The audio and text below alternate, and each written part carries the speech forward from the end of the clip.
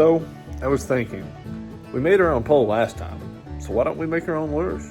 We gotta go find them first.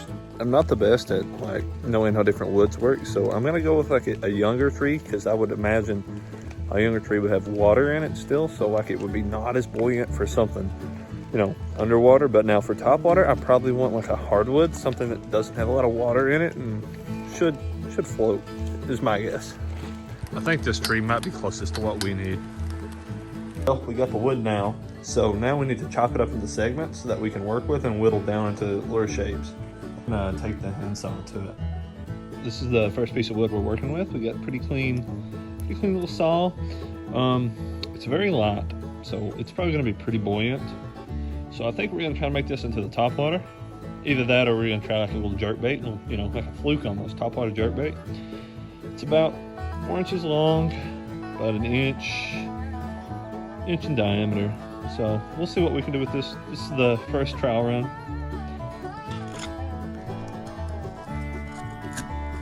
Well, this is gonna take a while, so let's speed things up.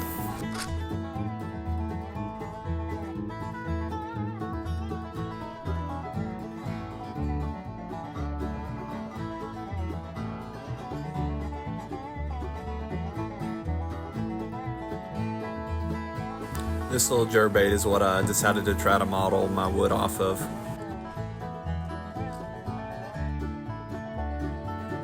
Update is starting to take shape. I've been trying to model it off this little guy. It's gonna be quite a bit bigger, but I mean, it should still work for some larger bass. But I think we finally got it to the shape we like. It's pretty similar to the little jerkbait that I'm kind of modeling after. The tail lines up and the head sort of does. I mean, the proportions aren't exact, as you can see, but I'm gonna try to put a little bill on it so that it can sink on a reel.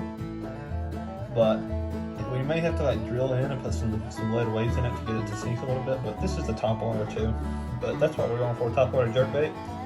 Well, I'll get back to y'all after I find some plastic for the bill.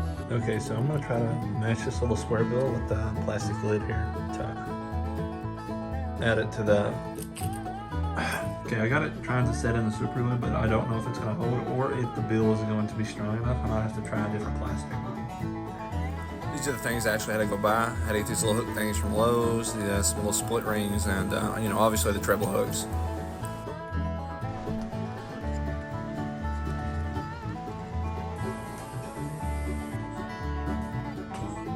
Yeah, the paint didn't stick very well. Nice to hit it with some redneck waterproofer. So we've let it dry off now, and it actually don't look too bad. It's I mean, obviously it's rough, but I would imagine it would be good enough to get a bite or two. But now I'm gonna try to cut the little square bill hole a little deeper. Probably should have did that first, but we'll give it a cut. Now we got the hooks on, so now we just need to try to find a little square bill to get it to dive when it reels.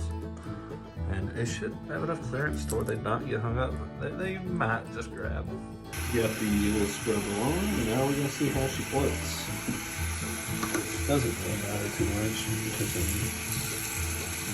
it's all how it's gonna move and how it floats. Cool to see. Definitely a floater, but at least it floats towards the middle, so that's good. So I might just add a couple bull weights to get it to slightly sink, and that could be golden. Looks pretty good, but I think I'm gonna add a little bit of weight to the underside of it to get it to drop down a little better.